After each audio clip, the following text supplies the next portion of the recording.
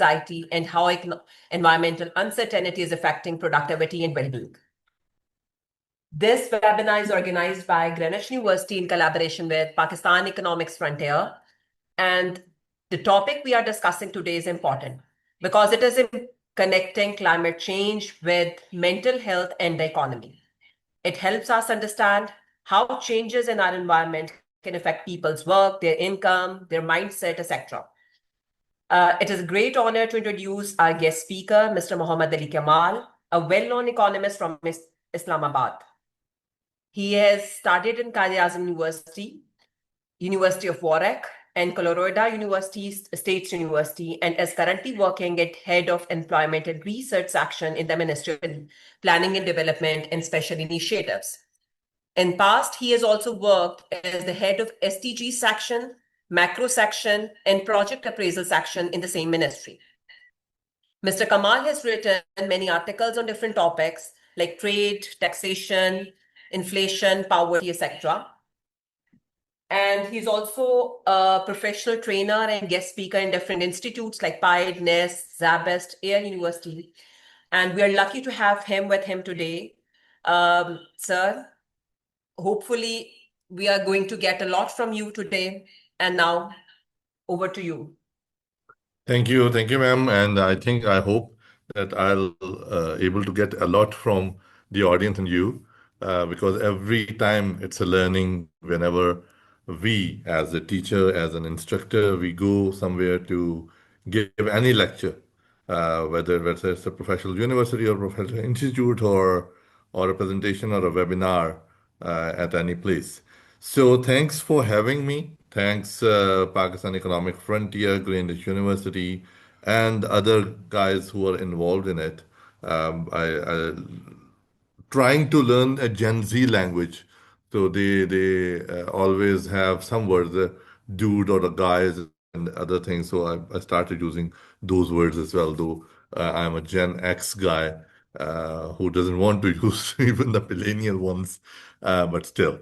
Interesting topic, economics of anxiety, the impact of environmental uncertainty on productivity and well-being. uh, when Irfan asked me that this is the topic, and there were two topics. One is related to floods, and one is related to again climate anxiety. So I would I was thinking that this would be a better one because wherever there is a word economics comes in, we are all for it. So this is economics of climate anxiety. Few months ago, I think, or last year, this year, in February, we had a webinar on the Pakistan Economic Frontier uh, platform on the economics of love on the 14th of February. So it was interesting that different dimensions of economics are here and we can explore it. Though one of my mentors, they always say that economics is economics and there's no branches of economics. And even he negates the branch of Islamic economics as well. So let's start with the picture. And interestingly, it's a era of AI, or we call it Chat GPT,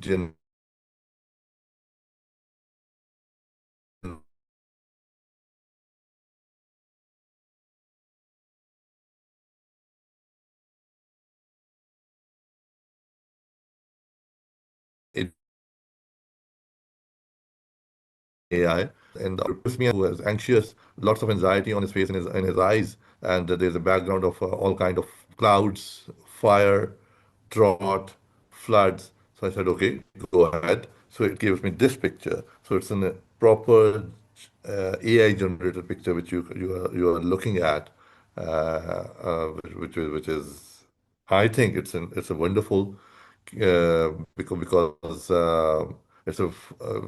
it's now uh, in thing as far as the academia or research or policy making or any kind of activity is concerned, which says that we need to generate something new. We need to generate something which is already existing, and we need to build on that. So Gen AI is one of the happening thing nowadays for the last 1 year or maybe more than 1 year, and we are using it. Though there are several. कहते हैं ना कि जब नई चीज आती है, so there is always a criticism against it कि ओहो ये ठीक नहीं है, इससे ये हो जाएगा, इससे वो हो जाएगा, and then time is a big healer. वो आहिस्ता आहिस्ता अडेप्ट होनी शुरू हो जाती है. Anyways, ji, let's start. And the first slide is the nutshell slide, which we will take it further in the next 5 to 7 slides. I'll take, I think, right now it's 9:43, so I'll be able to complete by 9:10, and then we will have question 10:10 or 10:15, and then we will have, inshallah, question answer sections. So the idea is linking economic insecurity through climate anxiety, livelihood disruptions. We all know that when floods come, whenever floods come or drought comes, there is livelihood disruptions. And as a result, there's a psychological distress or stress, whatever you call it. I was talking to one of my sister. She's a psychologist, and she's a healer psychologist, Islamic psychologist. And we were talking about it, and she is relating everything with the subconscious mind. So after half an hour, I had enough, and I said, Kushu, I think I don't believe in it, so I'm not listening to you now anymore. But there's a psychological distress, and it's rising. Yesterday, we are still probing it as far as the layperson are concerned.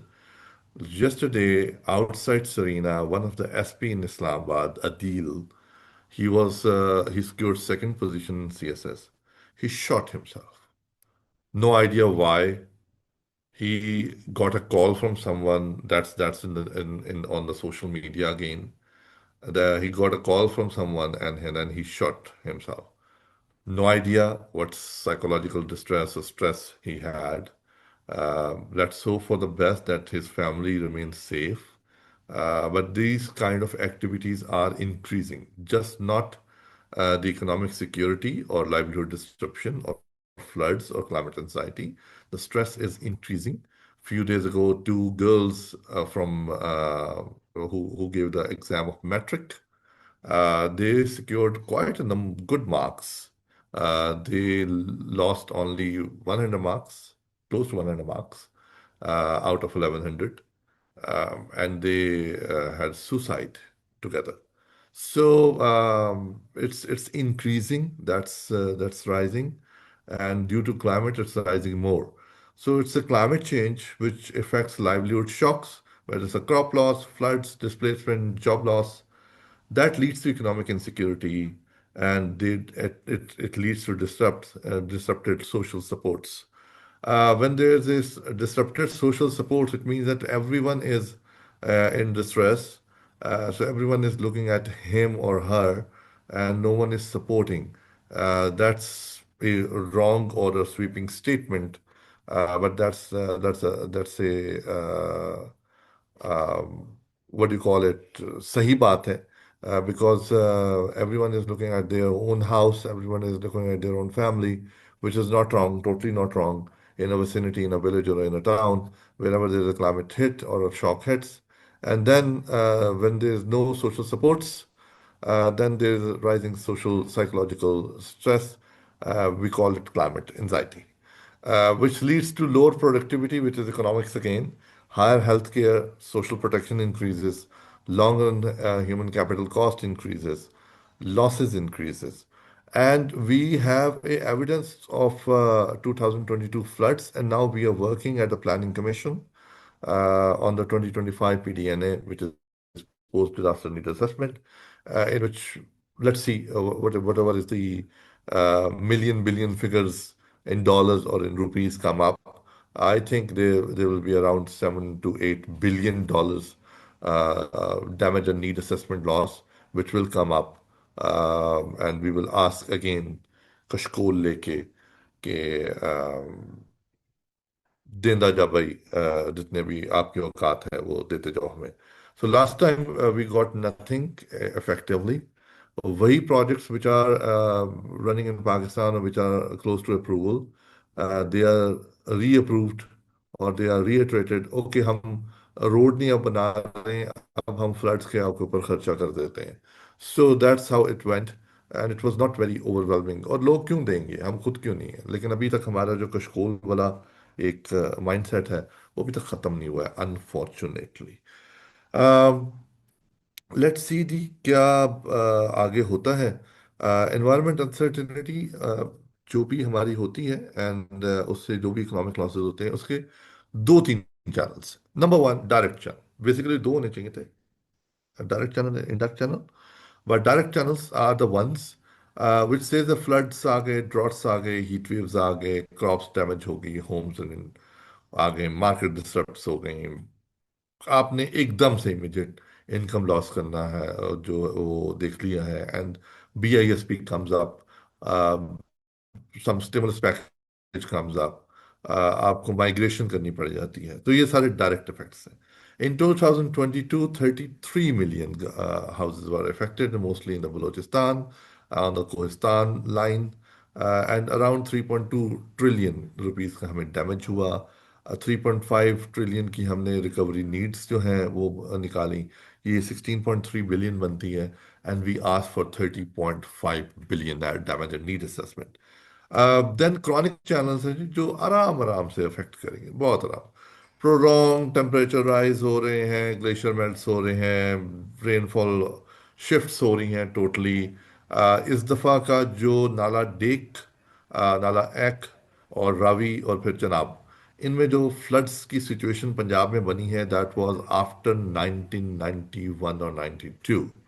सो ये prolong temperature rise, glacier melts, और सिर्फ India, सिर्फ पाकिस्तान में नहीं, the Jammu valley in India, in the Indian occupied Kashmir and the other जो side of Kashmir हैं जो Indian occupied Kashmir में है, on the Shakargarh side, on the Sialkot side, on the Pasrur side, on Zafarwal side, on Narowal side, वहाँ से ही आया। बड़े बड़ी बड़ी इंटरेस्टिंग किस्म की डायमेंशन हैं। नारवल शकरगढ़ वाली साइड पे हमारा दरिया रावी था, और जो डैक था वो जफरवाल वाली साइड पे था, और सियालकोट वाली साइड पे और चनियोट वाली साइड पे जो है हमारा चनाब था।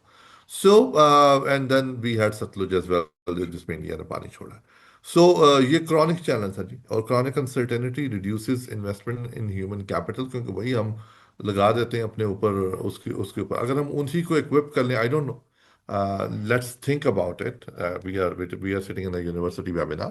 Let's think about it. If we invest in a human capital who can cope with these mechanisms on their own, and government does not need to invest, there is no political economy supposedly. There's no political economy, and people, and they don't want to get vote by giving the stimulus package. People are aware enough that if we are investing, government is investing in the people, and they can cope with these mechanisms. जो बहुत ज़्यादा flood आ गए, जिस तरह अभी deck में आया था, we cannot do anything. Since I'm from that area, so I know कि क्या वहाँ पे हालात बने, वो पूरा का पूरा ब्रिजेस तोड़ के आए हैं। अस्तोर गिजर गिलगित वाली साइड पे 2022 में भी ऐसे ही हुआ था। Then chronic uncertainty reducing investment and productivity assets over the long run. So जो क्रॉनिक चैनल्स हैं जो which we call it the slow onset uncertainty को करते हैं, they have a prolong effects, और उसमें प्लानिंग बहुत ज़रूरी है। उसमें हार्वेस्ट आपकी ख़राब होंगी, उसमें वाटर स्ट्रेस आएगा, बहुत सारी और चीज़ें होंगी। अभी आ गया है, अब नेक्स्ट बम्पर क्रॉप हो जाएगी। हम कहेंगे वाह भाई वाह क्या बात है, सैलाब जहाँ पे आता है तबाही तो लेकर आता है, लेकिन अगले साल ही जो है ना क्रॉप बम्पर हो जाती है। Don't want to say it but B S. Psychological behaviour changes exactly due to climate anxiety. और क्लाइमेट एंजाइटी क्या है? Worry about present future environment harms. आ गया अगले साल फिर ना आ जाए, ड्रॉट आ गया अगले साल फिर ना आ जाए। हमारी सिर्फ 2022 में भी सिचुएशन यही रही थी, और अभी भी अल्लाह खैर करे ये सिचुएशन ना रहे। हम मार्च में हमारा ड्रॉट होता है और अगस्त में हमारे फ्लड्स होते हैं।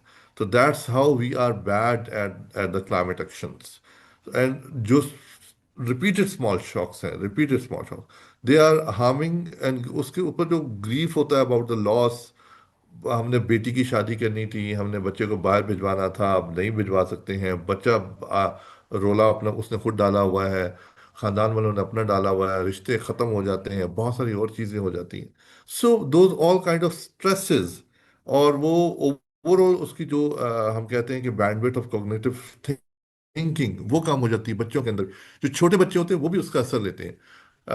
That's what I learn from my psychologist friends and my sister, of course मैं उसका नाम बार बार लाजमी लूंगा, कि आपकी कॉग्निटिव एबिलिटीज खत्म हो जाती हैं, कि आपने सोचना कैसे, आपकी आपकी एक थिंकिंग डेवलप हो रही होती है पहले 5 साल में, पहले 3 साल में, पहले 100 1000 डेज में, वो खत्म होती जाती है आपकी आहिस्ता आहिस्ता जब आप इस किस्म के इफेक्ट्स देखते हैं। एंड जितने भी रिसेंट आर्टिकल्स हैं ऑन द क्लाइमेट एक्सपोजर, और वो ये कहते हैं कि इससे आपकी एंजाइटी रेट इंक्रीज होता जा रहा है। That's not one year thing, that's a horizon of your life, which says कि अब इस साल फ्लड्स आए हैं और इस साल हमें लॉस हो गया। No, it's a horizon of life. आपकी वो पूरी जिंदगी पे इफेक्ट हो रहा है। ड्रॉट आ गया आपके बच्चे के जहन में, उसी वक्त आ जाएगा, लो जी ड्रॉट आया था तो ये हो गया, उसको उस वक्त काउंसलिंग करनी है उसकी। अगर आपके घर वाले काउंसलिंग कर सकते हैं, नथिंग लाइक इट, अदरवाइज उसकी काउंसलिंग होनी चाहिए पूरी की पूरी। So, psychological behavior channel is very important in the economics of climate anxiety, whenever we call it, कि environment distress की वजह से, economic shocks की वजह से क्या climate anxiety होती है। अदरवाइज जी, ओवरऑल मेरा favourite topic macro economic feedback, and that's largely construction needs recurring disasters, widened fiscal deficits.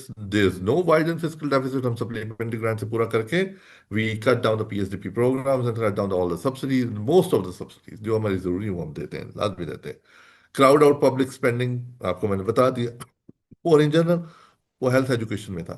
अभी मोहतरमा मरीम नवाज शरीफ साहिबा, हमारी सीएम जो है पंजाब की, शी सेड कि we will cover it through NFC. So if they are covering through NFC, then definitely there's a decrease in either the recurrent expenditures or a PSDP or ADP expenditure. Let's see what they do. Uh, everything जी, ये long term investment जो है वो कम हो जाती है, and overall जो है वो पुअर, हम मेंटल हेल्थ पे लगा भी नहीं सकते, and it's a taboo. We were talking about it the other day, a girl from NUST yesterday, right, at the NDU, National Defense University. She said, I had a study at the NUST, and वो जो figure coat करी, that's totally absurd, that 53% of the females are under the anxiety or stress of different kinds. Um, that's a vague figure. मैं कह सकता हूँ 100% of the Pakistanis are in stress. कोई ना कोई स्ट्रेस तो हो ही जाएगी, कोई इतना बड़ा इशू नहीं। ओके जी, प्रोडक्टिविटी एंड वेलबींग इफेक्ट्स इसके short run, long run, and again macro economic framework तो मैंने रखना ही है, physical and private cost. Short run में जी, आपकी बड़ी सिंपल सी बात है, इसकी एक बड़ी बड़ी मजाका के मजाहिया सी एग्जांपल एक है, बट इसको सोचा जाए तो बड़ा मजे की एग्जांपल है। शॉर्ट टर्म में you can be out of the work due to illness, due to floods, due to anxiety, due to certain other kind things. You have less concentration. Your productivity is at loss. We have seen during the females' expectations, कि जी वो when they are expected, that they cannot concentrate. Even very good officer I saw in the past, that their productivity level goes down. Of course, they're all human. We are all human beings. We have stress at home, male households, male guys, male dudes, as far as the Gen Z says. Male dudes, they want they cannot concentrate on what they are doing in the last 3 months, 3 years, 4 years, 10 years. So every kind of anxiety, whether it's in the household anxiety, climate anxiety, or any kind of anxiety, they reduce your productivity. They are the burden, especially on the woman, on the child care in the household, and ultimately it's on the lower output per worker is the main thing which we are concerned as far as the economics is concerned, as far as the economics of anxiety is concerned. Then long run में we have losses of the children out of school हो गया जी, भेजेंगे flood आ गया, बच्चा बह गया, भेजेंगे earthquake आ गया, बिल्डिंग गिर गई, ये सारे बहाने हैं लेकिन फिर भी वो करते हैं। देन मेंटल इलनेस होती है, आज नहीं जाना, ये नहीं करना, वो नहीं करना, हम इन्वेस्टमेंट स्लो कर देते हैं। ओवरऑल उसका इम्पैक्ट ये आता है कि 30 मिलियन के करीब जो अब school out of school children हो गए होंगे। मैं एक एक्सपेक्टेड फिगर दे रहा हूँ, 26.2 मिलियन जो थे सेंसस में थे, अब बढ़ गए होंगे, 2 सालों में पहुंच गए होंगे, क्योंकि बिकॉज और enrolment rate is still not 100%, it's less than 100%, I think it's close to 66-67%. So overall out of school children is are out, and eventually their cognitive abilities, we know what is happening to them. Their productivity will be low unless they are trained after that on AI and they start business and their productivity goes up. So that's a kind of thing which we are talking right now. That okay, right now we have 5 to 16 age kids who are 32% out of school. Let's put them to school, and who doesn't want to go to school, let's enroll them in some kind of vocational skill training so that they can be very productive in future for their families, for Pakistan, and overall there will be GDP growth.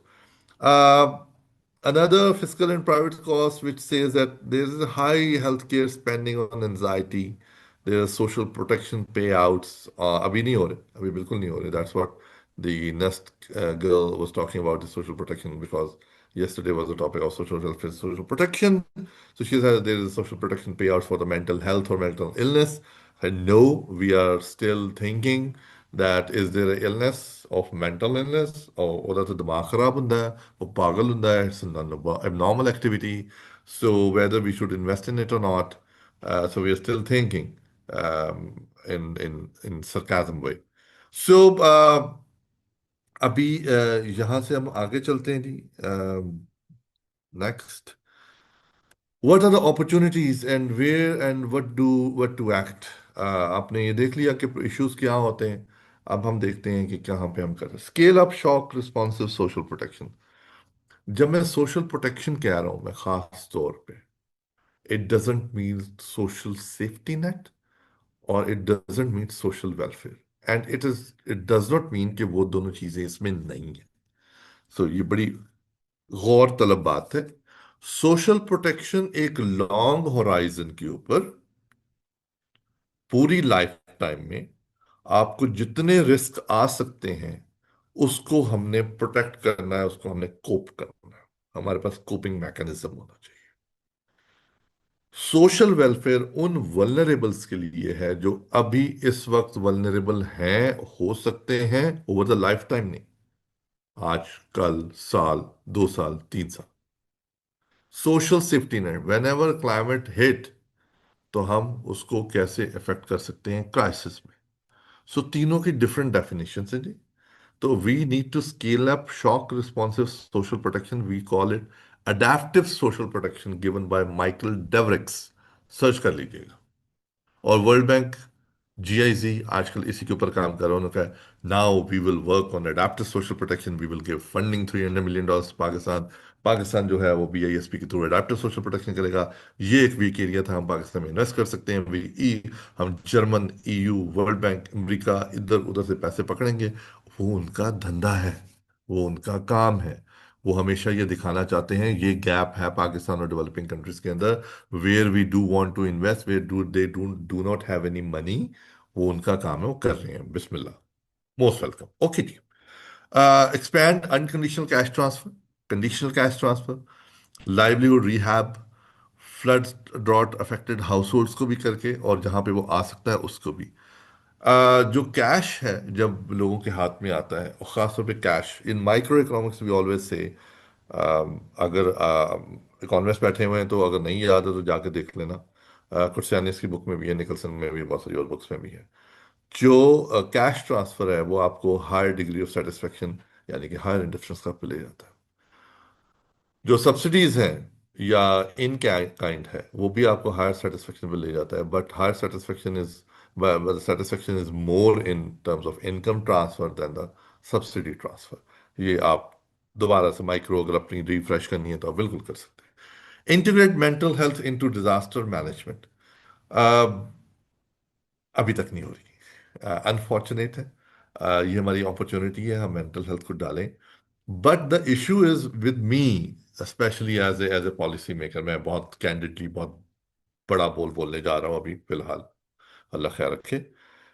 हमने जब mental health को डालना शुरू करना है ना, तो शुरू में जब प्रॉब्लम्स आती हैं कि ये काम करना शुरू कर दें, तो all kind of sounds you can hear in your air from everywhere. So आपको ये 53%, 100%, 20%, 1%, ये परसेंट वो परसेंट की आनी है। We need to define. आज अगर हम काम शुरू करें तो शायद 2 से 3 साल। अब ये कौन करेगा काम? ये वर्ल्ड बैंक करेगा काम, ये एडीबी का करेगा काम, ये जायका करेगा काम, ये हम नहीं करेंगे, बिल्कुल नहीं करेंगे। ये एकेडमिया करेगी काम। एकेडमिया की हमने सुनी नहीं, लेकिन एकेडमिया को काम करना चाहिए। How to integrate mental health into disaster management. आज काम शुरू करेंगे, 6 महीने बाद पेपर नहीं आएगा। पेपर आने के बाद उसमें से क्वेश्चन रेज होंगे, क्वेश्चन रेज होने के बाद फिर पेपर्स लिखे जाएंगे, उन पेपर्स के ऊपर फिर क्वेश्चन रेज होंगे।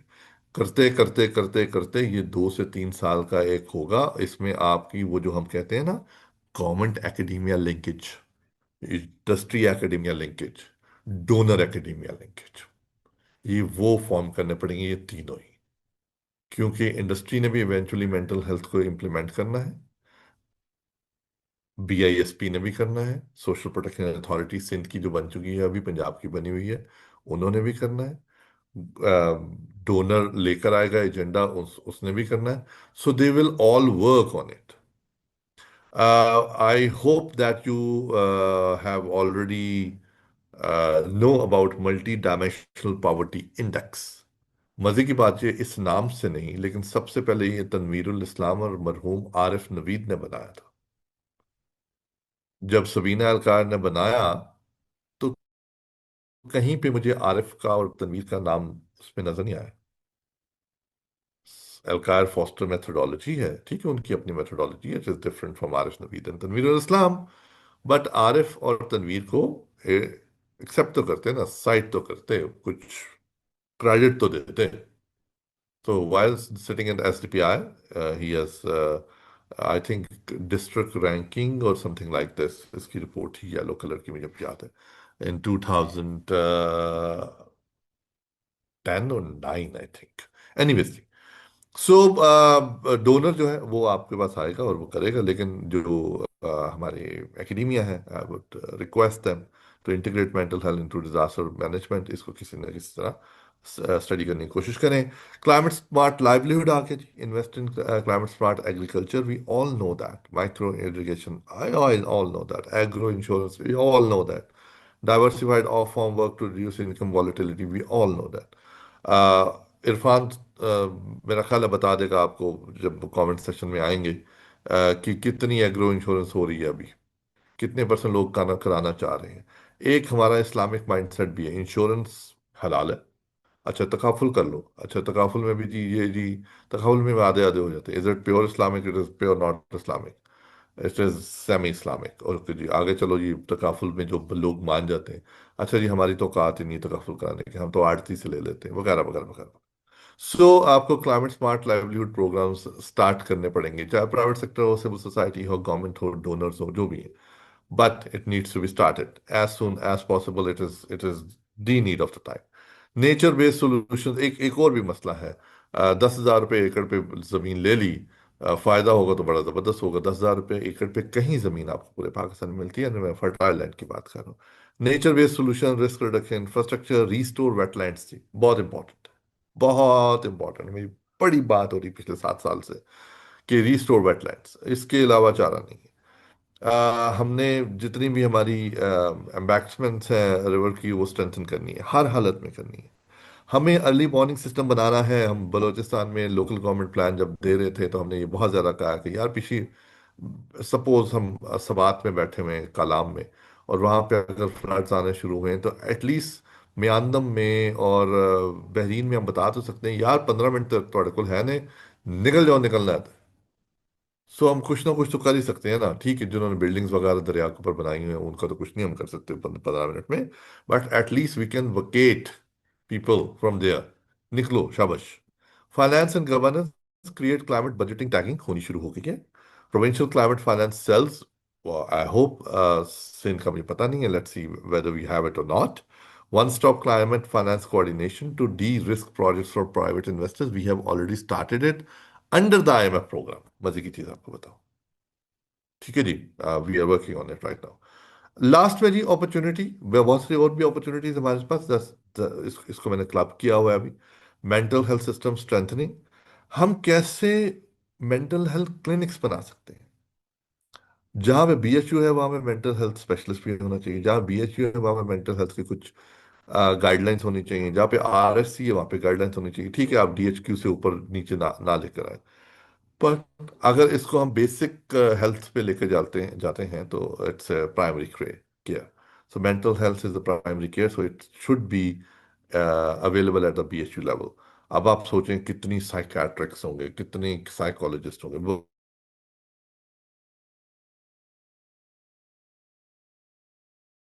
दोनों कम्युनिटी सपोर्ट होगी, कितनी टेली मेंटल हेल्थ क्लिनिक्स खुल जाएंगे पाकिस्तान में। So these are all the things.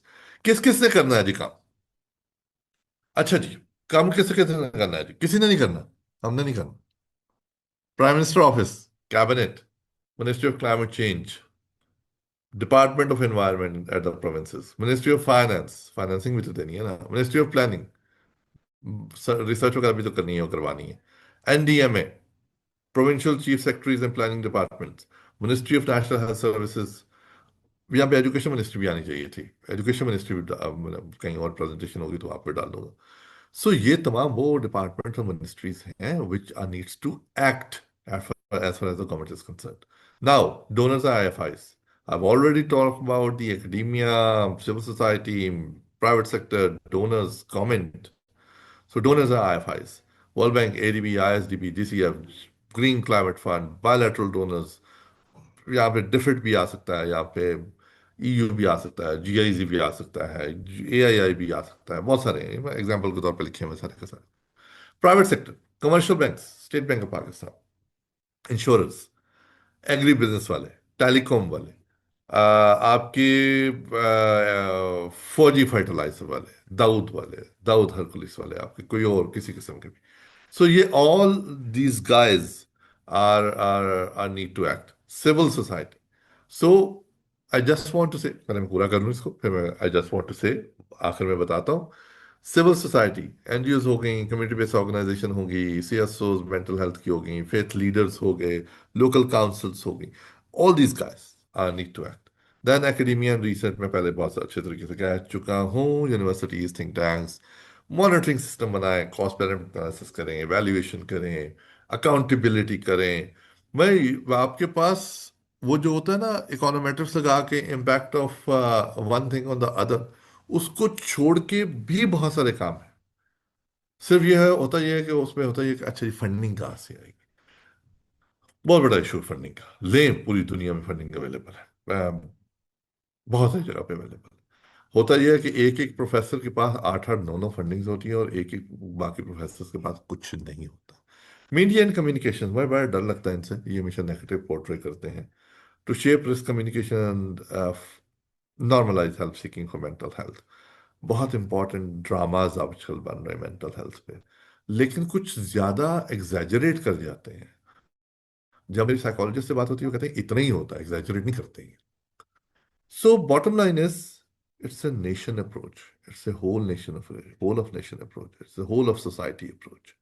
It's a whole of community approach. Not one actor needs to act. ये जो सारी की सारी चीजें अपॉर्चुनिटीज आपको बताई हैं, इस पे इन सब लोगों ने एक्ट करना है। Don't look at the government side, ये कुछ करेंगे तो कुछ होगा, ये इनका काम है, ये उनका काम है, ये ऐसे काम है, ये वैसे काम है, ये ऐसा है, ये वैसा है।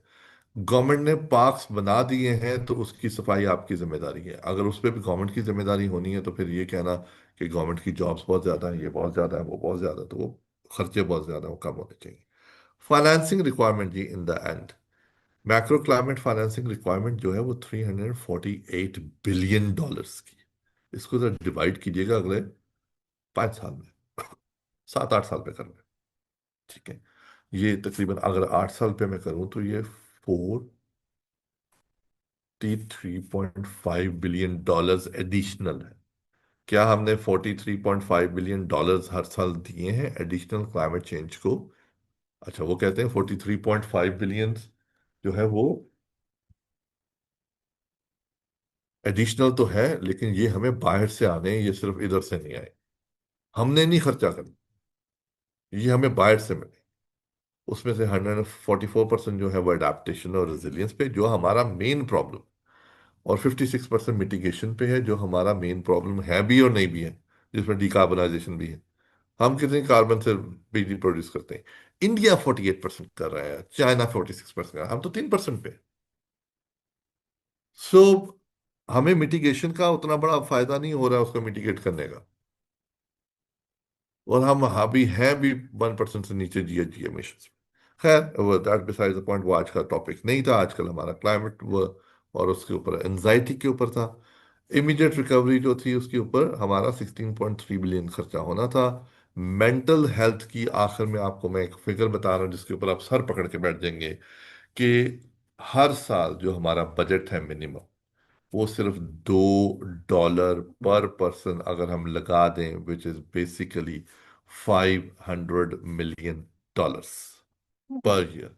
ये आपका टोटल मेंटल हेल्थ पे खर्चा है। इसको 280 से मल्टीप्लाई कर लीजिएगा, जितना आता है आप विल बी अमेज्ड कि बस इतना। उसको फिर जरा जीडीपी से डिवाइड कर लीजिएगा, 115 ट्रिलियन से जो पिछले साल थी, फिर आपको पता लगेगा इतने परसेंट बस। ठीक है। और अभी हम 0.7 to 0.9% ऑफ हेल्थ एक्सपेंडिचर पे। बट ये एक्सपेंडिचर मेंटल हेल्थ पे होगा। अगर आप उसको निकालना शुरू करें तो वो पता लगेगा, oh, so we need to invest around 30% of what we are investing in health right now.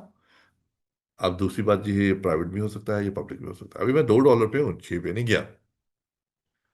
6 पे जाएंगे तो आपका वो ट्रिपल हो गया, वो फिर $1.5 बिलियन तकरीबन आ गया। So I stop here. That's the entire economics of anxiety. ये उसकी फाइनेंसिंग है, उसके इफेक्ट्स हैं, हमारी अपॉर्चुनिटी है, किस किस ने एक्ट करना है। I am open for questions. Thank you very much. Thank you sir, thanks a lot. मैं सबसे पहले शुक्रिया अदा करना चाहूंगी डॉक्टर ए क्यू मुगल का। Professor doctor A Q Mughal also joined us today. He is a well-known agricultural engineer, and he's also affiliated with Greenwich University from a very long time. और हमारे लिए एक ऑनर की बात है कि प्रेसिडेंट पाकिस्तान ने इनको सितारा इम्तियाज भी दिया था, एंड ही इज अटैच्ड या with Greenwich university. Thank you doctor A Q Mughal साहब।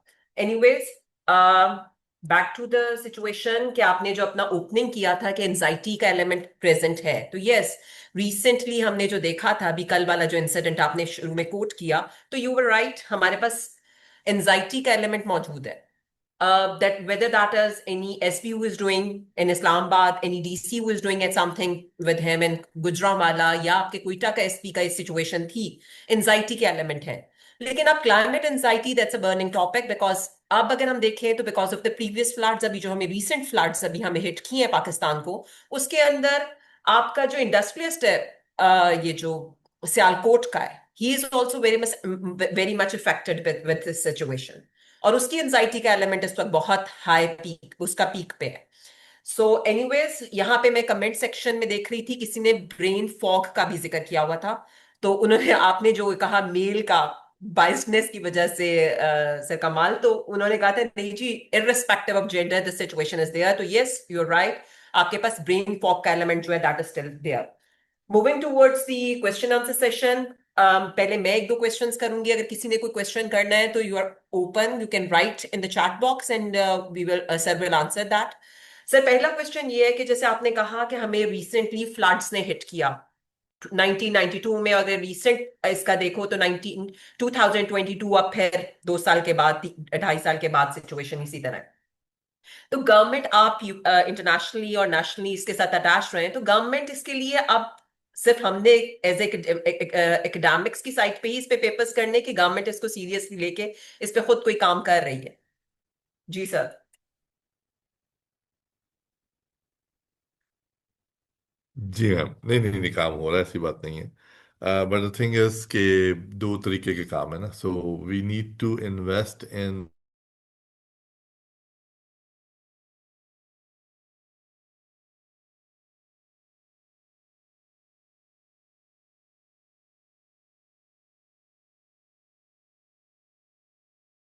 Again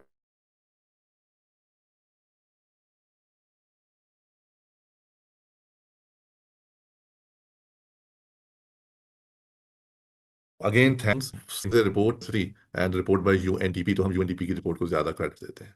so that's a dilemma in of our nation, कि हम जो है ना गोरी चमड़ी, हालांकि वहां पे भी चाहे जो भी बैठा हुआ है या बैठी हुई है। सो एक तो ये बहुत बड़ा अलमिया है कि हम चाहे एकेडमिया में हो, चाहे हम गवर्नमेंट में हो, चाहे हम सिविल सोसाइटी में हो, we always give weightage to these donors. ये यूएनडीपी का, ये UNDP, even the parliamentarians, even the local councillors.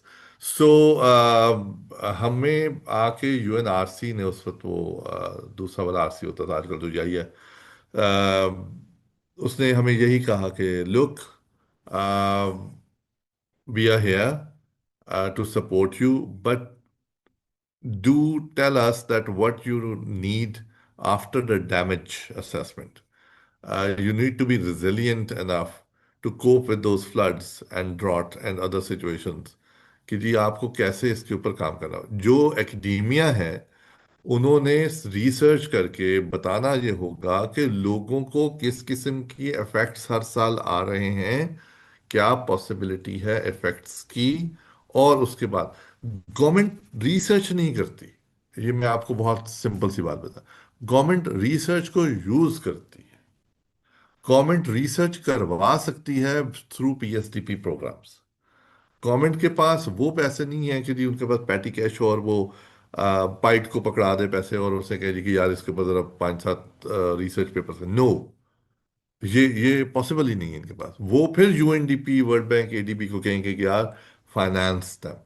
So again वो डोनर मनी इन्वॉल्व हो जाएगी, पीएसडीपी मनी इन्वॉल्व हो जाएगी, या यूनिवर्सिटीज की अपनी मनी इन्वॉल्व हो। तो यूनिवर्सिटीज का काम है रिसर्च। वो एक अलग बात है, जब 6 कोर्स पढ़ाएंगे तो वो रिसर्च नहीं हो सकती, बट यूनिवर्सिटीज का काम है रिसर्च। तो वो रिसर्चर, चाहे यूनिवर्सिटी में बैठा हुआ है चाहे थिंक टैंक, उसने फील्ड में उतर के ग्राउंड रियलिटीज देख के, ग्राउंड के ऊपर का, सॉरी, जो पेडिस्ट्रियन रिसर्च होती है उसके उसके ऊपर बेस करके अपना एक कंक्लूजन निकालना है और वे फॉरवर्ड देना है। ये काम फिर अगर गवर्नमेंट की साइड पे आ जाता है तो हम एसीडीसी से करवाते हैं। यार जरा उतर तो सही ना, देख तो सही क्या हालात हैं। Uh, Yesterday, I met Dr. Rizwan of 1122, and he was saying हमने 2.6 मिलियन लोगों को जो है इस वक्त रेस्क्यू किया है। I know the ground realities, जो जहाँ पे हम लोगों के साथ मिल के आए हैं। सो इवेंचुअली जब क्राइसिस की सिचुएशन होती है तो वो वही करेंगे सारा का सारा काम। बट जब क्राइसिस की सिचुएशन नहीं होती तो एक रिसर्चर काम करेगा। रिसर्चर वो है जो साल लगाता है, 1.5 साल लगाता है, जमीनी हकायक देखता है, उसके ऊपर मॉडल अपना बनाता है। I am not talking about the mathematical model. Model अपना बनाता है और उसके बाद एक वे फॉरवर्ड देता है कि हमें अगले फ्लड, अगले ड्रॉट, अगली किसी भी कैटास्ट्रॉफी से बचने के लिए क्या करना होगा। गवर्नमेंट को बताएगा चीज कि इस तरह की कोई सिस्टम होना चाहिए।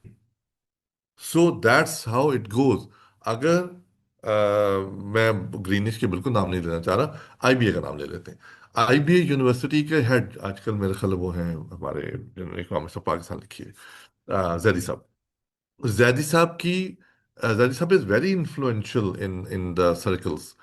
सो जैदी साहब की अगर यूनिवर्सिटी का ये काम होता है और वो करते हैं, तो he can influence in CM कि जनाबे वाला मुराद शाह साहब, शाह जी, ये इस तरह होगा, ये इस तरह करना पड़ेगा। आप डोनर को बिठा लें, बाकी फिर उसके बाद लार्जर स्टेक होल्डर कंसल्टेशन होंगी और उसके बाद एक पॉलिसी बनने की बारी आएगी। सो ये नहीं है गवर्नमेंट कुछ नहीं कर रही है, government is doing what ever they can do. और आरएसएफ, सिड्रैप, ये उसके हैं रेजिलियंट सस्टेनेबल फाइनेंस या पता नहीं इंफ्रास्ट्रक्चर, इस किस्म का उसका नाम है आरएसएफ। ये आईएमएफ की तरफ से हमें आया हुआ है। पीएसडीपी में जितने भी प्रोग्राम्स होंगे वो अब सस्टेनेबल होने चाहिए, उसका इकोनॉमिक इम्पैक्ट होना चाहिए, उसका एनवायरमेंट सस्टेनेबिलिटी होनी चाहिए, उसमें सोशल आउटकम्स होने चाहिए, उसकी वायबिलिटी फंड होना चाहिए, उसके फिजिकल रिस्क नहीं होना चाहिए। सो ये तमाम चीज़ें जो अब हमारे उस क्राइटेरिया के अंदर आ गई हैं, जिसके ऊपर हमने फॉलो करके अब प्रोजेक्ट्स बन रहे हैं। It will have a longer term impact. The issue is कि जब बारिशें इस किस्म की हो जो अनप्रेसिडेंटेड है, मैं उसका उसका भी एक उपाय किसी मुझे बताया था इंजीनियर ने, कि दरख्त पूरे के पूरे इंडिया से आ रहे हैं, और दरख्त इतने बड़े बड़े दरख्त हैं कि वो पूरे के पूरे ब्रिजेस को तोड़ रहे हैं। सो उसका ये है कि जी हम किसी तरह ब्रिज थोड़ा सा ऊपर करके बना दें। और अगर बना तो देंगे, लेकिन पिलर को जब लगेगा, पिलर स्ट्रांग कर लें, कितना पिलर स्ट्रांग कर लें, आपकी कॉस्ट भी ऐड हो जाती है उसके अंदर। सो जब कोई अनप्रेसिडेंटेड सी कोई चीज आती है, दैट्स बिसाइड्स द पॉइंट। लेकिन अदरवाइज जो है, अभी यहाँ पे कोई कहेगा जी कि अगर इस किस्म की अनप्रेसिडेंटेड कोई चीज आ जाती है तो डैम्स बनाने चाहिए। Dams is one solution, there are ten dozens of other solutions, जो पानी को हम स्टोर कर सकते हैं, या पानी को हम मैनूवर कर सकते हैं, या हम उसको रोक सकते हैं, या उसको फ्लड्स को रोक सकते हैं बहुत ज़्यादा। वो एक मजाक है कि गर्मियाँ बहुत हो गई हैं, तो वो लोग कहते हैं जर्मनी वाले के दरख्त लगा लेते हैं तो हमारा 5 से 6 साल बाद इन्वायरमेंट इफेक्ट आएगा।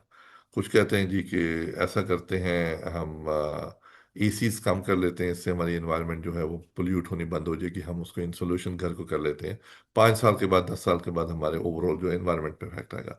पाकिस्तानी कहते हैं ए मुंडे दी टेंड कराओ, ताकि इसको हवा लगे, ताकि इसको गर्मी ना लगे।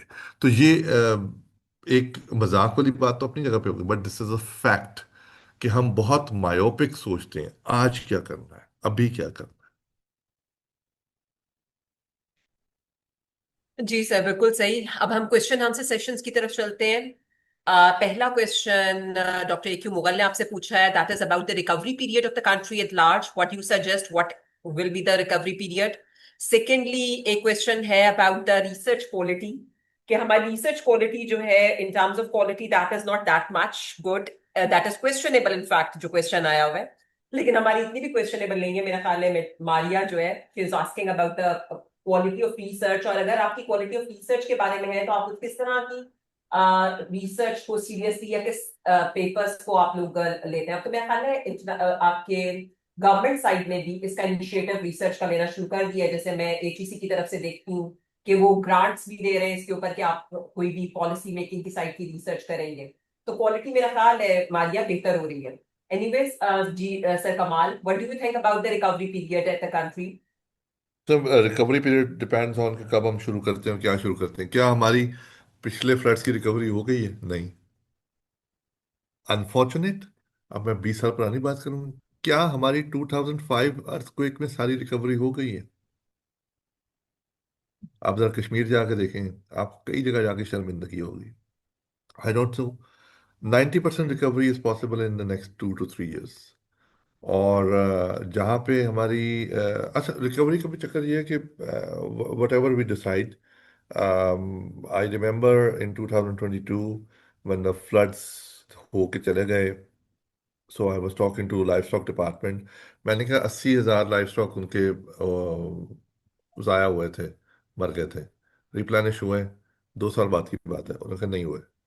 सो रिकवरी जब हम करना चाहेंगे तब होगी। लोगों के पास उनको बकरियां दें, मुर्गियां दें, भैंसें दें, ये करें वो करें, toll claims. But the thing is के हम अगर इंफ्रास्ट्रक्चर पे रहेंगे तो इंफ्रास्ट्रक्चर में तो लगेंगे 5 से 7 साल। बहुत बहुत कुछ होता है बाकी। मैं सिर्फ रिकवरी की एग्जांपल आपको दे रहा हूँ। आई डोंट वांट टू से एनी नंबर ऑफ इयर्स और नंबर ऑफ मंथ्स। एक स्कूल टूट गया, डिमोलिश हो गया, डिस्ट्रॉय हो गया इन फ्लड्स इन बलूचिस्तान। तो शहबाज शरीफ साहब मोहतरम उस वक्त जब दरमियान में आए थे, जिसको हम पीडीएम 1.0 कहते हैं, कुछ लोग कहते हैं। सो उसको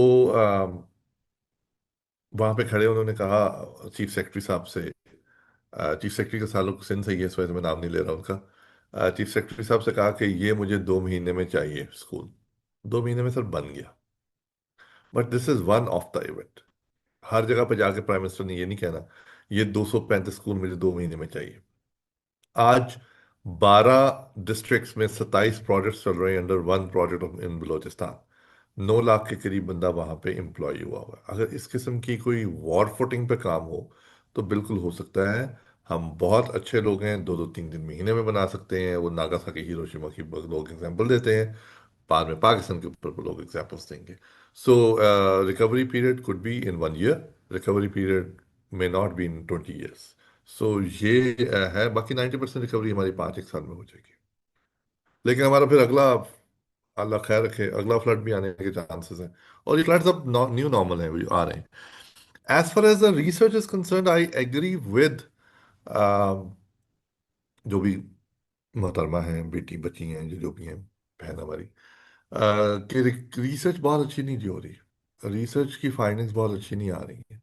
आई am looking at the papers quality, since मैं 8 साल एसटीजीज में रहा हूँ। So I was looking at the papers quality, they are really bad, really really bad. एक हमारा दोस्त है, बड़ा अच्छा दोस्त तो नहीं है, चले एक्विंटेंस का है। वो भाई ने मशीन लगाई हुई है, मोटर लगाई हुई है पेपर्स निकालने की, और वो हर नया इकोनोमेट्रिक टेक्निक के साथ एक पेपर निकाल देता है। इकोनोमेट्रिक टेक्निक नहीं चाहिए। मेरी इकोनोमेट्रिक्स बहुत अच्छी है, मेरी पीएचडी की स्पेशलाइजेशन इकोनोमेट्रिक्स है। तो मैं अगर अगर अगर किसी को ये लगता है इसको इकोनोमेट्रिक्स नहीं आती होगी तो, but the thing is we are using battery of test, battery of whatever you call it. अब उसके बाद उसके उसमें से निकालते कुछ नहीं है ना। ये निकाल देना कि जी model is proved and GMM technique is not applicable on this kind of data। ये रिसर्च आपकी इकोनोमेट्रिका या जर्नल ऑफ इकोनॉमिक्स या journal of macro economics, journal of financial economics, AER, किसी जर्नल में भी छाप ले आप। वो एकेडमिया के लिए बहुत अच्छा, गुड, क्लैप। मैं भी जब पाइड में था मैं भी यही करता था। बट उसकी पॉलिसी इंप्लीकेशन क्या आ रही है, वो मैटर करता है बहुत ज्यादा। सेवेंसन का 1997 का अगर आर्टिकल किसी को याद है, तो उसने इन्फ्लेशन टारगेटिंग का कहा कि इससे इन्फ्लेशन बायस इंक्रीज करता है या डिक्रीज करता है। तो हमारे पास ये आया कि अगर हम इन्फ्लेशन टारगेटिंग रिजीम अप्लाई करते इम्प्लीमेंट करते हैं तो क्या होगा। रोगोफ का 2003 का आर्टिकल आया जी, 2003 2004। उसने कहा जी अगर बहुत ज़्यादा एक्सटर्नल डेट हाई हो तो इन्फ्लेशन टारगेटिंग नहीं अप्लाई हो सकती। सो उनका एकेडमिक पेपर था ना, लेकिन स्टेट बैंक ने उसको यूज़ किया कि इन्फ्लेशन टारगेटिंग करनी है तो हमें क्या क्या करना पड़ेगा। उन्होंने फिर पाकिस्तान के ऊपर उसी डेटा को रेप्लिकेट किया। सो आपने ये देखना है पाकिस्तान का इशू क्या है। पेपर छप जाएगा आपका, और अगर डेटा नया होगा तो बिल्कुल छपेगा। ये भी आपको एक मैं मजे की चीज बता दूं, वो डेटा नया भी देख रहे होते हैं कभी कभी। और कभी कभी ये होता है कि उनकी थ्योरी को प्रूव कर दें या उनको नेगेट कर दें, वो भी छपता है। तो उनकी अपनी पॉलिटिक्स है पेपर छपवाने वाली।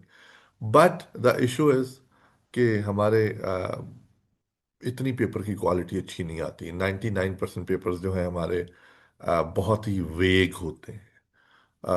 अब आपको मैं चले चलते चलते मैं एक अनफॉर्चुनेट बात बता देता हूँ।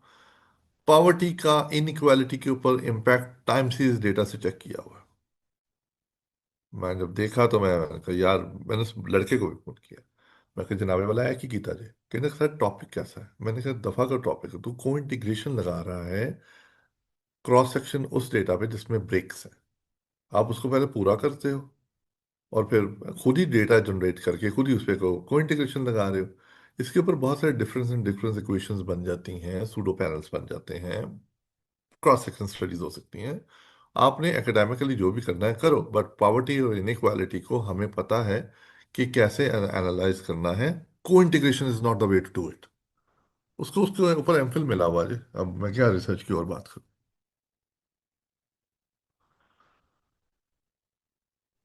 जी, थैंक यू सर। एक और क्वेश्चन है, that is about the situation कि हमें इस साल वॉर, फ्लड्स, ड्रॉट, हर तरह की सिचुएशन रही है। तो what do you suggest with in in the promotion of sustainability, climate change and mental health? आपके ख्याल में इन तमाम सिचुएशंस के साथ किस तरह कोप किया जाएगा? गवर्नमेंट इसके तौर पे क्या काम करे? आप सारे मुझसे ना खतरनाक सवाल पूछते जा रहे हैं। गवर्नमेंट क्या कर रही है? मैं मैं वाकई हम आपको पॉलिसी मेकिंग के साथ रिलेट करके यहाँ पे ले रहे हैं, तो इसलिए हमने गवर्नमेंट के ऊपर क्वेश्चंस यहाँ पे करने हैं, क्योंकि आपने सब कुछ हमारे पर डाल दिया कि we are the one who are doing research and research नहीं नहीं नहीं क्वालिटी नहीं इज नहीं आल्सो नहीं नॉट गुड। नहीं। सो दैट्स देखिए, why now we are asking the questions on the same footing. नहीं नहीं नहीं, मैं डॉक्टर अरफा, हूं टू इससे हूं। पूछे इससे पूछे ये सब बताएगा। ये इसको मैंने पहले बताया था कि डॉक्टर अरफा ने टफ टाइम देना है आपको। पहले तो मजे मजे की बातें हुई है ना, ये पूछे सब बताएगा, इसको हु सब कुछ टू पता है। हु नहीं, टू मैंने कहा एक्ट। ना सर ने हमारे ऊपर सारा बोझ डाल दिया है कि ये वाले रिसर्च करेंगे, government is not responsible for the research site, और अगर देखिए हम ये हमें, रिसर्च करेंगे तो ये मैडम साहबा क्वालिटी हमें के बता ऊपर भी रहा है, क्वेश्चन है। डॉक्टर साहब ये हमें बता रहा है कि आप इकोनॉमेट्रिक्स को छोड़ दें, उस पे पेपर लिखी वो सारे फजूल है, तो अब इससे पूछे ना कि हम लोग फिर करें क्या? एग्जैक्टली सर, वैसे भी अगर आप एकेडमिक्स की साइड पे जैसे आप भी रहे हैं सर कमाल, तो वहां पे there is a rat race. आपने जब तक रिसर्च आर्टिकल्स पब्लिश नहीं करने उस वक्त तक आपकी मेरे ख्याल है गवर्नमेंटल साइट पे प्रमोशंस भी नहीं है। अब मेरे अक्सर साथ वाले जो है वो एक उसमें लगे हुए हैं कि बच्चों के अंदर से भी देखते हैं कि जी कौन सा अच्छा बच्चा रिसर्चर है, तो हम उसको अपने साथ अलाइन करके ग्रुप बनाएं और अपनी रिसर्चर्स करना शुरू करें। सो ऑफ कोर्स आपके जर्नल्स जो है वो इकोनोमेट्रिक टेक्निक्स के ऊपर चल रहे हैं। आपके इंटरनेशनल साइट पे चले जाओ, वो देखते हैं सबसे बुरी पाकिस्तान की पिक्चर आप दिखाओगे तो आपका पेपर पब्लिश कर देंगे। लेकिन नेशनली अगर आप देखोगे अच्छा जर्नल है तो उसमें आपको इकोनोमेट्रिक टेक्निक के ऊपर अभी भी माइंडसेट है कि नई टेक्निक लगाइए तो भाई छाप दो। तो still we are in the same situation कि हम उसी साइट्स पे चल रहे हैं। जब तक इस पे चेंज नहीं आएगा तो हमें मजबूरी है कि हमें ये वाले काम करने हैं, न्यू इकोनोमेट्रिक टेक्निक्स जो है उनको यूज करना है, उनको लगाना है। बिल्कुल ठीक है आपकी बात, बिल्कुल ठीक है। इरफान तो अगले 10 मिनट चुप करके बैठा है। अच्छा, बिल्कुल आपकी बात ठीक है। अगर आपने पेपर छापने हैं आपको ये करना पड़ेगा। देखें, दोनों बातें हो रही है ना। गवर्नमेंट को कौन सी रिसर्च चाहिए और दूसरी तरफ क्या है। फिर गवर्नमेंट को जो रिसर्च चाहिए, अगर डोनर लेकर आ रहा है और उन्होंने इन्वेस्ट किया हुआ है in in certain kind of service, और उन्होंने कोई 3-4 साल की रिसर्च करके टीए बना के अपना 4 साल की इंटेंसिव किस्म की एक पूरा का पूरा पैकेज दिया हुआ है। पॉवर्टी कैसे कम करनी है। 2021 में मॉरल्स मेरे पास आया, 2025 में इनकी रिपोर्ट आ रही है, और ग्राउंड रियलिटीज के ऊपर बेस करके, क्रॉस सेक्शन के ऊपर, डेटा के ऊपर लेके वो सिमुलेशंस करके इकोनॉमेट्रिक्स उधर भी लग रही है। हमने उसे रिजेक्ट किया, एक्सेप्ट किया, वो एक अलग सी बात है। बट द थिंग इज, इस किस्म की रिसर्च हो रही है वहां पे। हमारे पेपर्स छापने वाली जो रिसर्च एजेंसी ने हमें रैट रेस पे लगा दिया, दैट्स टोटली रॉन्ग। हम तो इस पे बहुत ज्यादा बोल रहे हैं कि यार ये क्या आपने कर दिया। वो नदीमुल हक साहब कहते हैं आप लोगों ने नाम सुना होगा, रोनाल्ड कोज। कोज थ्योरम बड़ा मशहूर है उसका। रोनाल्ड कोज को तो कभी प्रोफेसरशिप मिल ही नहीं सकती, उसके तो 8 पेपर ने टोटल। बट उसके 8 पेपर हैं, उसमें उसका खून शामिल है। इधर हमने 200-200 पेपर किए हुए हैं, और हम जब उसको सामने खड़े होकर के बोलने को कहते हैं तो उसकी तरफ से कुछ निकलता ही नहीं है। कोई पॉलिसी इंप्लीकेशन ही नहीं निकल। देखिए, दोनों चीजें हो रही हैं। एकेडेमिया के ऊपर मैं डाला इस वजह से, रिसर्च एकेडेमिया का, research and academia and think tanks both. Academia and think tanks research के गुरुज हैं, उन्होंने ही करनी है। गवर्नमेंट अगर उनको फैसिलिटेट कर सकती है तो हम आपको क्वेश्चंस बता सकते हैं। हम आपको कहीं कहीं ना कहीं कोई से ग्रांट अवेलेबल होगी तो कहीं से कुछ फैसिलिटेट कर सकते हैं। गवर्नमेंट ने उसको इम्प्लीमेंट करना है। But on the other side, आपका क्वेश्चन बीच में ही रह गया सारा का सारा। जो पॉलिसीज बन रही हैं इस वक्त, वो तमाम की तमाम पॉलिसीज, जो आपने कहा फ्लड भी आ गया, ये भी आ गया, वो भी आ गया। गवर्नमेंट ने क्या करना है? गवर्नमेंट क्या होती है हमें पता है, C+I+C+NX, right. Open economy, macro economics की, जीडीपी की क्वेश्चन। कंजम्पशन मैक्सिमाइज होगी। अब वो इंपोर्ट से होती है या अपनी प्रोडक्शन से होती है, वो एक अलग बात है, उसके ऊपर हम बहस नहीं करते अभी। इन्वेस्टमेंट हमारी बढ़ेगी तो जी बढ़ेगा, जीडीपी बढ़ेगा। अच्छा, इन्वेस्टमेंट में भी गवर्नमेंट इन्वेस्टमेंट है और प्राइवेट इन्वेस्टमेंट है, तो हम प्राइवेट इन्वेस्टमेंट की बात करें, गवर्नमेंट इन्वेस्टमेंट की अभी फिलहाल बात नहीं कर रहे। जी इंक्रीज होगा तो जीडीपी भी इंक्रीज होगा, लेकिन हमें जी नहीं इंक्रीज करना बहुत ज्यादा, हमने जी से फैसिलिटेट करना। अब जी जो है इस इक्वेशन के अंदर वो बड़ा इंपॉर्टेंट है। जी ने अपनी जो फुटप्रिंट है वो कम करना है। स्लज पाइट का वर्ड है। स्लज कैसे कम करना है? हम आजकल थोड़ा सा नहीं, काफी सा इसके ऊपर बहस कर रहे हैं। असल में दो दो पैराडाइम है, दो दो व्यूज हैं।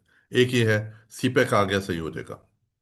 आजकल एस पैक भी आ रहा है, सऊदी पाक economic corridor.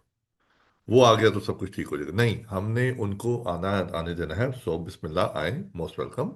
But on the other hand, हमने अपनी प्राइवेट इन्वेस्टमेंट वो खत्म कर दी है। प्राइवेट इन्वेस्टमेंट को बेहतर करने के लिए हमें स्लज खत्म करना है। बोर्ड ऑफ इन्वेस्टमेंट इसके ऊपर रिफॉर्म्स लेकर आ रहा है। SCCP वालों ने उनकी 51 एनओसीज थे, उनके साथ बातचीत करके 43 एनओसीज खत्म करवाए हैं BOI ने। सो ये मुझे इस वजह से पता है क्योंकि अहमद वकार कासिम इज वर्किंग और जो कि पाइट का एक पुराना एम्प्लॉय है अब आज का BOI में। सो ये हॉर्सेस माउथ से जब चीजें पता लग जाती हैं तो आप कहते हैं ओ अच्छा, ये इंप्लीमेंट हो गई हैं? हाँ जी हो गई हैं। सो अब वो 8 एनओसीज रह गए हैं, उसके ऊपर भी निगोसिएशन चल रही है कि जनाबे वाला इसको भी आप खत्म करें। तो जैसे ही वो खत्म होंगी तो आहिस्ता आहिस्ता इन्वेस्टमेंट आनी शुरू होगी। स्टॉक मार्केट क्यों ऊपर जा रही है? इन्वेस्टर क्यों वहां पे इन्वेस्ट कर रहा है? उसको नजर आ रहा है यहाँ पे कोई स्लज नहीं है, उसको नजर आ रहा है यहाँ पे कोई टैक्स नहीं है, उसको नजर आ रहा है यहाँ पे गवर्नमेंट की इन्वॉल्वमेंट बहुत कम है और गवर्नमेंट खुद भी यहीं पे इन्वेस्ट कर रही है। So that's why stock market is, so there are different markets. Stock market is one market, वहां पे इन्वेस्टमेंट आ रही है।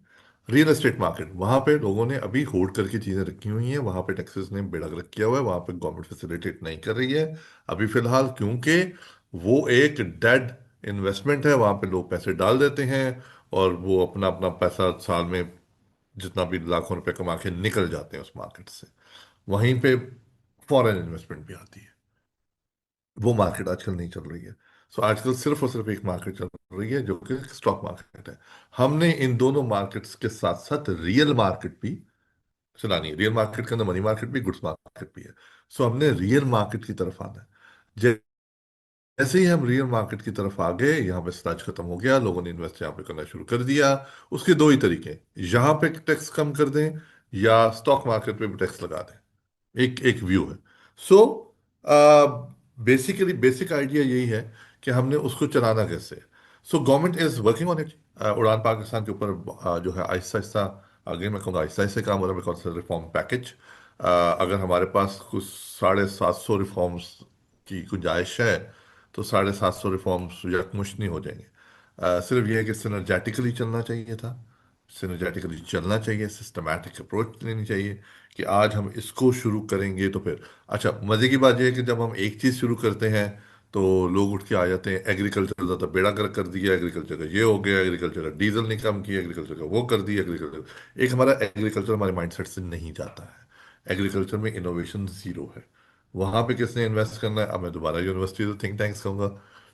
गवर्नमेंट ने भी वहां पे इन्वेस्ट करना है, NARC बड़ा काम करे। बट अगर सब कुछ गवर्नमेंट नहीं करना है तो फिर यूनिवर्सिटीज और थिंक टैंक्स की और सिविल सोसाइटी की और बाकी लोगों की जरूरत क्या है? अगर डोनर्स ने ही सब कुछ करना है तो हम रिसर्च ग्रांट क्यों देंगे? सो हमें थोड़ा सा इसके ऊपर सोचना चाहिए कि हमें इकोनोमेट्रिक्स लगा के पेपर पब्लिश करने हैं या हमें इकोनोमेट्रिक्स लगा के पेपर तो पब्लिश हो ही जाएगा लेकिन पाकिस्तान की पॉलिसी मेकिंग के लिए भी कुछ आगे लेके जाना होगा। जी बिल्कुल सही बात है सर। ऑफ कोर्स इनकी contribution towards the policy making जरूर होनी चाहिए, अदरवाइज पेपर्स जो हैं वो आपके, वही आपकी बात, मक्खी पे मक्खी मारने वाला सीन ही हो जाता है और कुछ नहीं हो जाता। लास्ट क्वेश्चन सिर्फ ये आप मुझे बता दें कि आपके ख्याल में आप क्या कहेंगे कि what is the potential research areas के जिसके अंदर हमारे जो स्टूडेंट्स अभी मौजूद हैं वो रिसर्च कर सकते हैं? क्योंकि आप एक वास्ट साइट्स को देखते रहे हैं, तो आपके ख्याल में कौन सा ऐसा टारगेटेड एरिया जिसपे आपको डेटा, क्योंकि अब जैसे अगर हम देखें तो ग्रीन जो फाइनेंसिंग है दैट्स अ हॉट टॉपिक, लेकिन इसका data related to Pakistan is still missing. So आपके ख्याल में जिसका डेटा अवेलेबल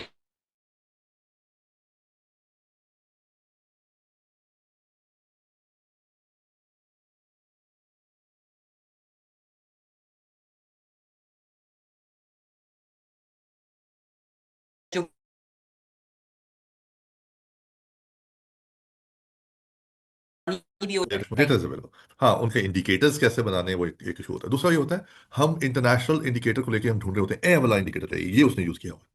ठीक है, वो बाद में पता लगता है वीटो तांजीन ने उसकी प्रॉक्सी यूज कर ली तो हम उसकी तो प्रॉक्सी भी यूज कर सकते हैं। But besides everything, right now if you ask me, उड़ान पाकिस्तान इज द वन। उसकी आप टॉपिक्स देखें, मेरे हिसाब से जो 3-4 टॉपिक्स बहुत हॉट हुए हुए हैं और पूरे पाकिस्तान को उस पर रिसर्च करनी चाहिए।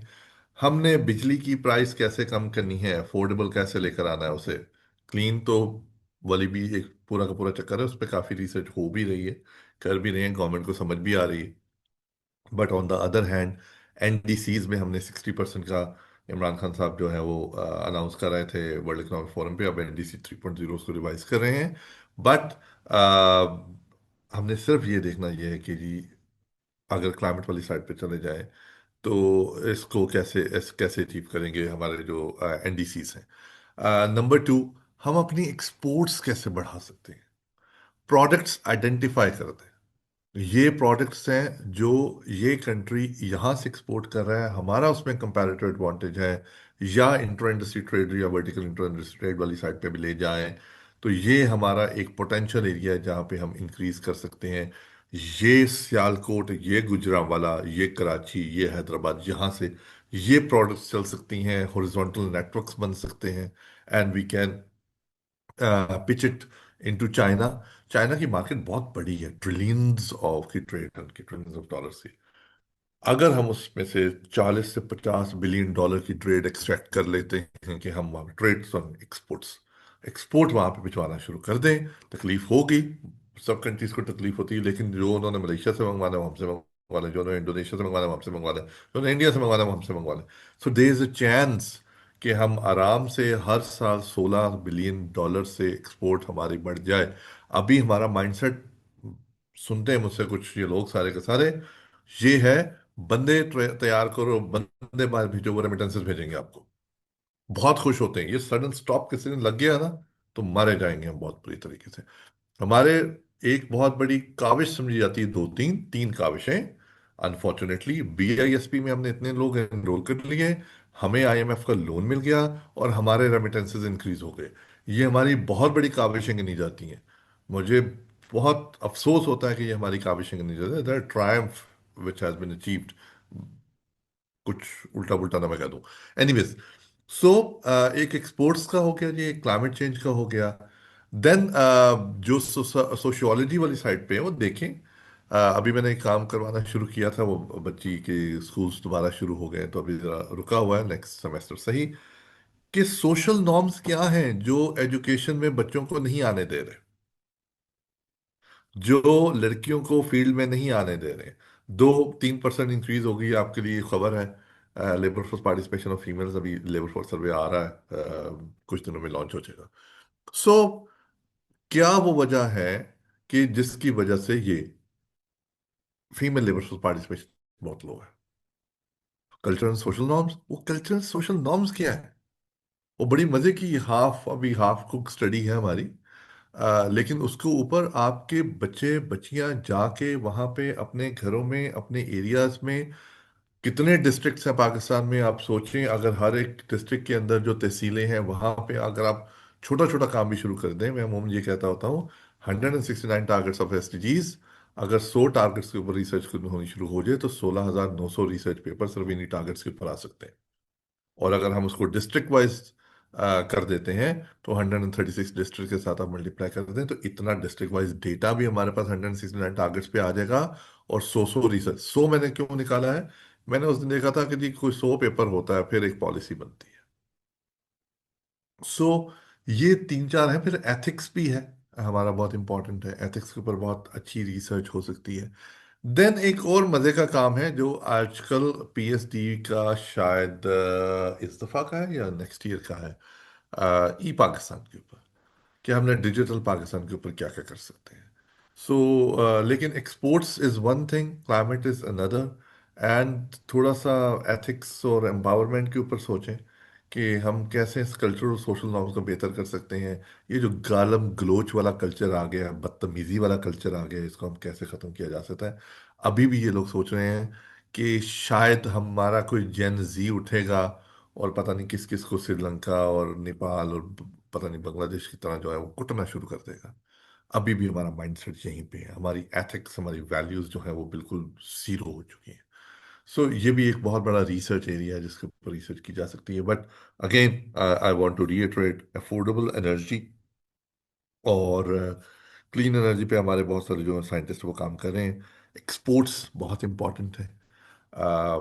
इन दो तीन चीज़ों के ऊपर अगर आप रिसर्च पेपर्स करवाना शुरू कर दें, और वो पेडिस्ट्रियन रिसर्च हो, आपने समीडा की रात को बात की थी, समीडा के साथ मिलकर अगर काम हो सकता है तो दैट वुड बी ग्रेट।